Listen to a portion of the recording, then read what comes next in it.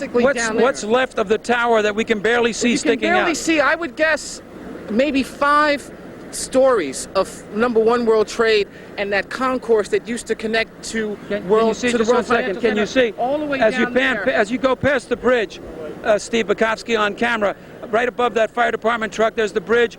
In between the bridge, just to the left-hand side, you can see towards the left. You can see a section of what's left. It is about 4 to 5 stories high.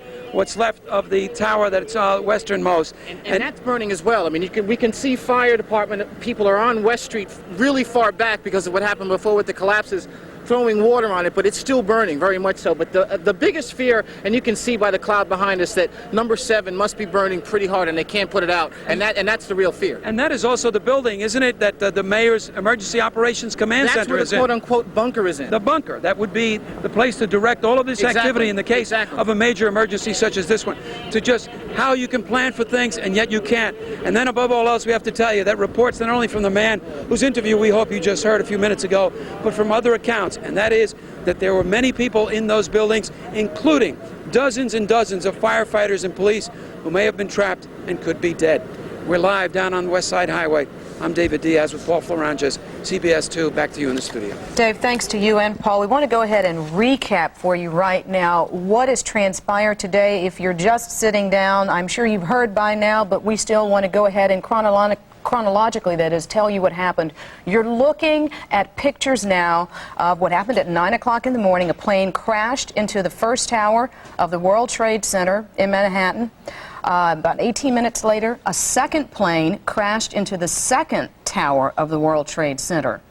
Again, we have information now from the FBI. The first plane that struck at 8:48 was Flight 11, American Airlines, Boston bound for Los Angeles. That struck the first tower. Following that, the second tower, the North Tower, was hit at about 9:04. There have been differing reports about exactly when that happened, somewhere between 9:04 and approximately 9:10. That was a United Airlines flight, Flight 175, Boston to Los Angeles. Again, this information comes to us from CBS News through the FBI. Following that, the other key here, the American Airlines Flight 77, that crashed. At first it was said near the Pentagon. It struck the Pentagon. One side of that structure did collapse.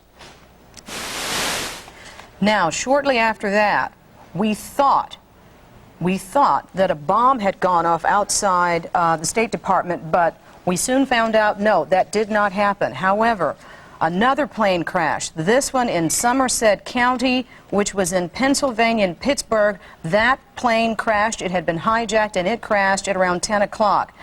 About 30 minutes later, the second tower of the World Trade Center collapsed. The first tower collapsed at around 10 o'clock.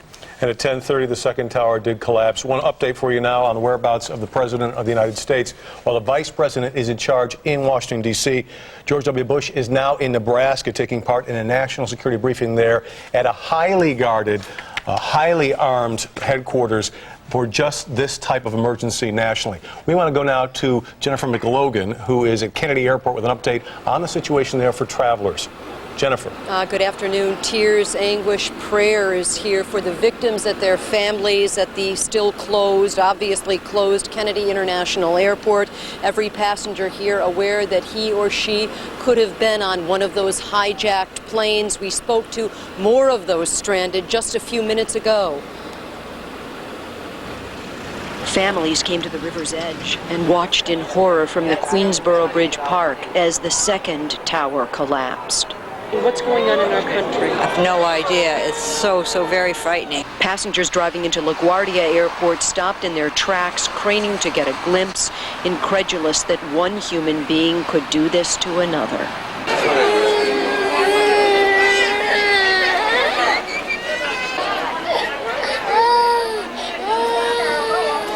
At Kennedy, SWAT teams and canine dogs swept for bombs inside the American Airlines terminal, and soon every plane on the tarmac was grounded and anyone flying in the air was forced into an emergency landing at the closest airport. It's pretty horrible. Oh my God. Absolutely I unreal. can't believe this. Can't believe this. In America yet. Wow. Ground personnel are attempting now to consolidate those stranded into one international terminal where there's food, drink, and perhaps can put out some cots for them tonight. Hotels in the area are fully booked. The panic that we felt at the airport earlier this morning from passengers who were in a state of confusion, that panic is now sort of melded into a depression here, obviously. And we're reporting live at JFK Airport. Jennifer McLogan, CBS 2, Todd and Angela. All right, Jennifer, thank you. I can't help but it's hard to see where that smoke is, but what's left is about a 15-story hulking mass of metal and paper and concrete and the remains, obviously, of many, many people. And the governor and the mayor spoke not too long ago at a joint press conference. Lou Young and Marcia Kramer both there. Fill us in, guys.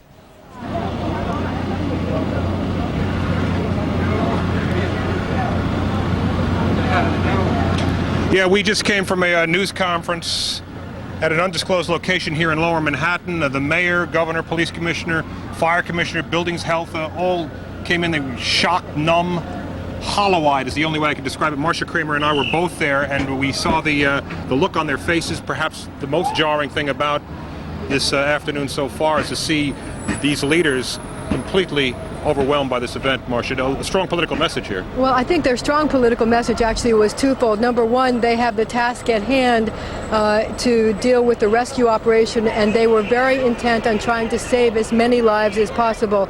But the one thing that we should tell you about them is that they are asking people of New York to pray. They're asking people to pray for people who may have lost their lives. They're also asking you to pray for the police and firemen who are still trying to save those who may still be alive. You know, I asked Mayor Giuliani if there had been, as there have been reported, a tremendous loss of life on the part of the police and the firemen, and his answer was really scary in a sense. He said, "We've had more than you'd ever want to deal with." And I think that's their reaction not only to the numbers of police and firemen, but also to the people who were in the World Trade Center and who were going to business that day. Now, you should know that the mayor himself was caught in the rubble. He was at 75 Barclay Street when the World Trade Center 1 started to collapse, and he had spent 10 minutes to try to get out, going from one door to the other until he could get out, until a call to help him was responded to. Now, we should tell you that the New York City primary has been canceled. Governor Pataki today ordered all the primaries all throughout the state canceled. No date as to when that they will be rescheduled. And there now are between 1,000 and 2,000 members of the state police and National Guard in New York right now. And their one job, believe it or not, is to relieve New York City's police and firemen at the rescue scene. They're still not giving up hope.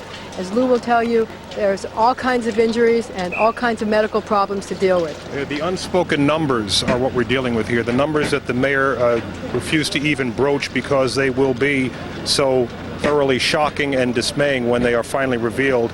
10,000 people, it is estimated, were inside the World Trade Center at the open of business today. 10,000 people. 1,500 so far were treated at Liberty State Park and evacuated. 600 taken to local hospitals. 150 of those people critical. That, we believe, just the tip of the casualty iceberg here on this very dark day in New York City. All 170 hospitals are now in use dealing with this disaster. St. Vincent's Hospital in Greenwich Village, perhaps the most used, and the mayor had a special praise for them. Schools are remaining open to avoid the additional complication of school children being released out onto the street in the middle of all this chaos. Young children who are not picked up by their parents at the close of school day today will be taken to special centers, and the city is providing for them. Subways are running again, and the letter subways are running again in New York City. In Manhattan, the number subways in Manhattan are not running yet. We expect that should be rectified in a matter of time. We broached the subject of the composition of the dust that has blanketed Lower Manhattan with the mayor and with the health commissioner. They do not know the composition of that dust. Fire Commissioner Tom Van Essen confirmed to me that it is being tested for composition, and if there are any special precautions that people who were covered with it need to take, we will relay that to you.